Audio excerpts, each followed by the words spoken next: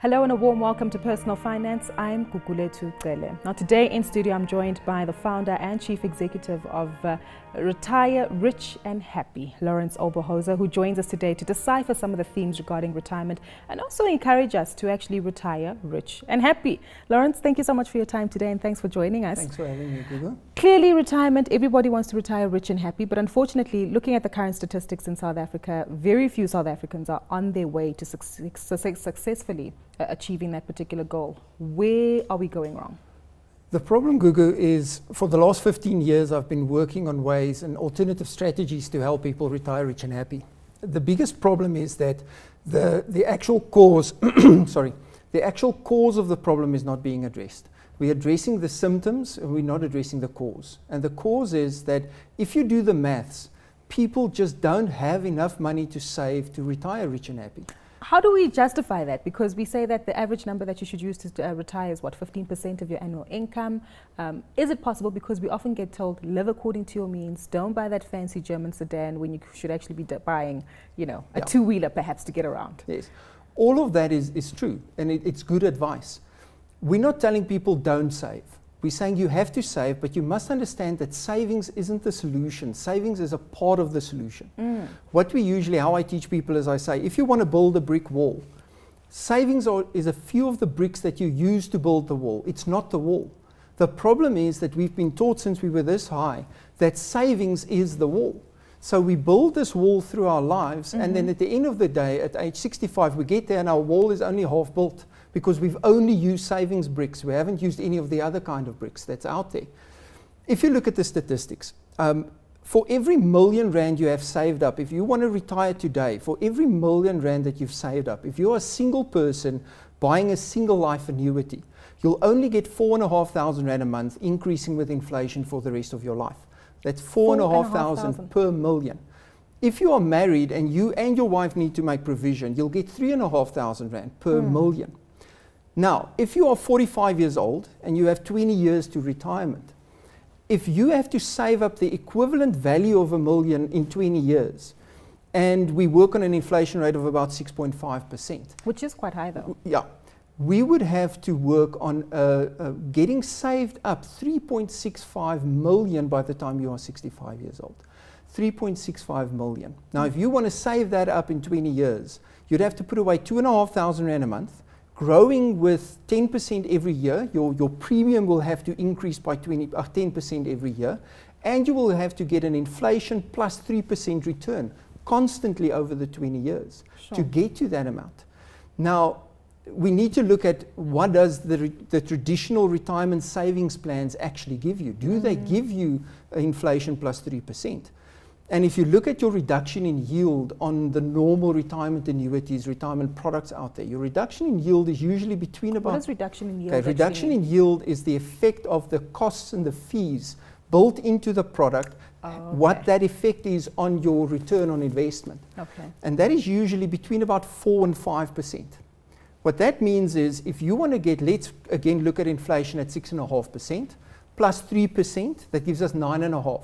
With reduction in yield of 4%, you would have to get a return constantly of 13.5% per annum over that 20 years to get you to the 3.6 million. Which almost sounds impossible. It is. If you look at the last 114 years of the stock market, the equities alone has only grown by about 8% on average over the last 114 years.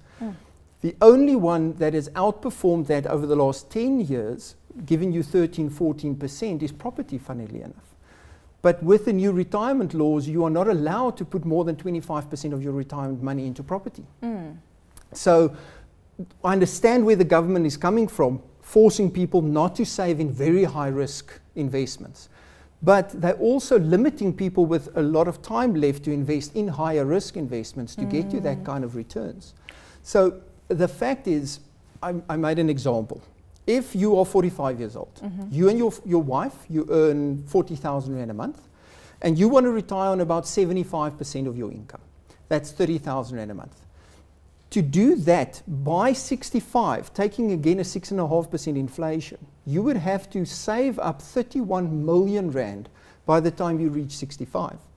That means if you take that same scenario, 10% increase on your premium, 9.5%, 6.5% plus 3% return on your investment, you would have to put away 21,000 Rand a month to get to those values. Can't live on. Exactly. Yeah. That is less. That's more than 50% Of of your your salary. income that you have to put away. It's just not sustainable. So if saving isn't the answer, Lawrence, then what other alternatives should we be looking at? What we teach people is I did a lot of studies on what do the wealthy do? How do they get to retire rich and happy? And we've boiled it down to they've got 5 steps that they go through. And we take those 5 steps and we teach people to follow those 5 steps. The first step is to minimize your risk. Everything starts with a solid foundation. So you need to make sure that you get your risk sorted out on all levels so that it doesn't matter what happens to you, your life can continue in the same vein. The problem is there's a lot of bells and whistles being put on risk products. And what we teach people is if you need life cover, for example, get the best possible life cover for the lowest possible premium. Don't go and add this bell and this whistle because that's money that you could invest for yourself in your future. Okay. But you know how they usually present these products, that you might need this because, coupled with this particular life cover, you can have this additional cover for such and such reasons. So it sounds as though we actually might need, exactly. It's marketing talk, and that's the job. They have to sell it to people. What we teach people is if you need risk, if you say, I need R1 million life cover, then get R1 million life cover. But it starts with determining what do you actually need. The problem in the industry is when people come and financial advisors sit with a client, they start with what have you got? And then they try and beat what you've got because it's a sales process. Instead of saying, let's first look at what do you need, and then we tailor make a risk management plan to fit that, instead of the other way around and just trying to beat what you've got at the moment. So for someone sitting at home, we know that March came through and the new laws regarding the retirement annuity system have kicked in with regard to restrictions on limits, if I'm not mistaken, even though the annuitization of one's retirement has been pushed back by 2 years.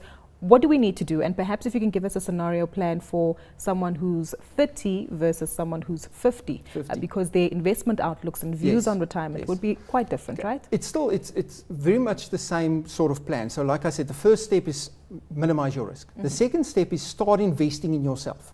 And we're not just saying invest in retirement annuities or save, but invest in your own education. People are not investing enough money in becoming financially intelligent. Sure. They want to be passive investors. They want to have somebody else manage it for them. You need to get your financial IQ up so that you can make informed decisions. The third step is then to become an entrepreneur. There's not enough focus on helping people to start their own businesses.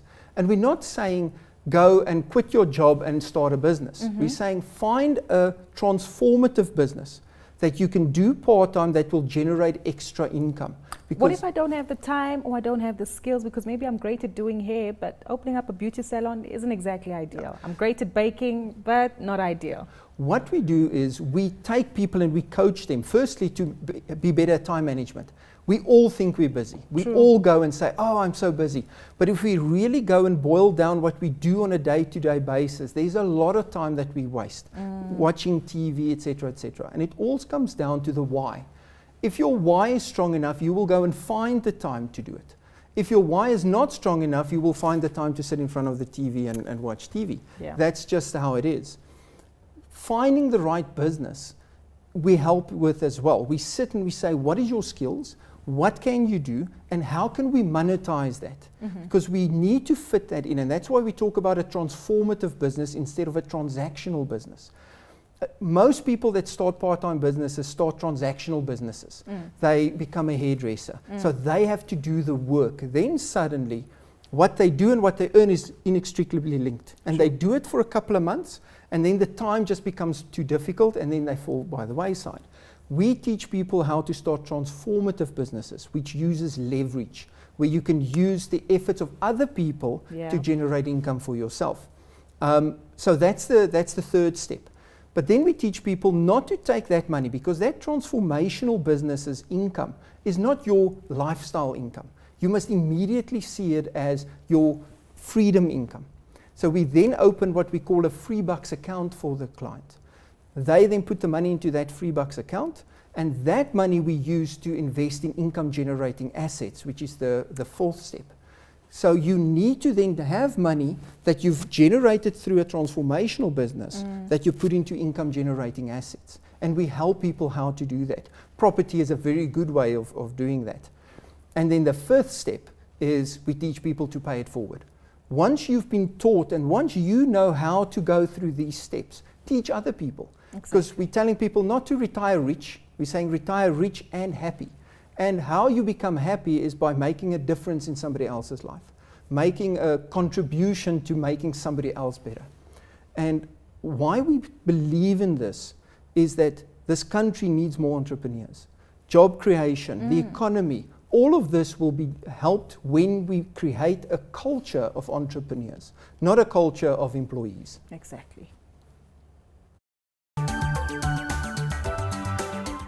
Well, we've certainly gotten a lot of insights with regard to how to retire rich and happy and a step-by-step analysis. But if we could sum it all up, Lawrence, for the viewers who are watching at home, the fundamentals of what they should actually be speaking to their financial advisors when it comes to financial planning for their retirement. The first thing I would say is sit down and do a proper cost analysis, a budget. Get somebody that will sit with you and not just try and sell you an investment, sell you a policy. Sit with somebody who can help you budget, see how much money you are wasting on unneeded expenses, and start putting that money into investing in yourself. Whether that is you need financial education or whether you need more investment, but get that done. And then have an open and frank discussion with your investment advisor on the costs involved. True. Because that compounding effect of cost on your investment is huge. So get an open and frank discussion and then get a coach. Get somebody to teach you how to go through step 3, 4, and 5. Fantastic. Lawrence, thank you so much. Your It's a advice pleasure. has clearly not fallen on deaf ears, and I'm sure we'll get a lot of feedback from the audience as well back at home. Thanks for having me, Gugu. Thank you so much. A big thank you to Lawrence Oberholzer, who's the founder and chief executive of Retire Rich and Happy. One of the key words there in that particular title. And I take it by following these steps and having the right discussions with our financial advisors, one can certainly reach there. But do be sure to interact with us on social media at CNBC Africa using the hashtag Finance410 or to myself at Gukumfupi, and give us your thoughts and plans when it comes to adequate retirement planning. Until next time though, we wish you a wonderful evening.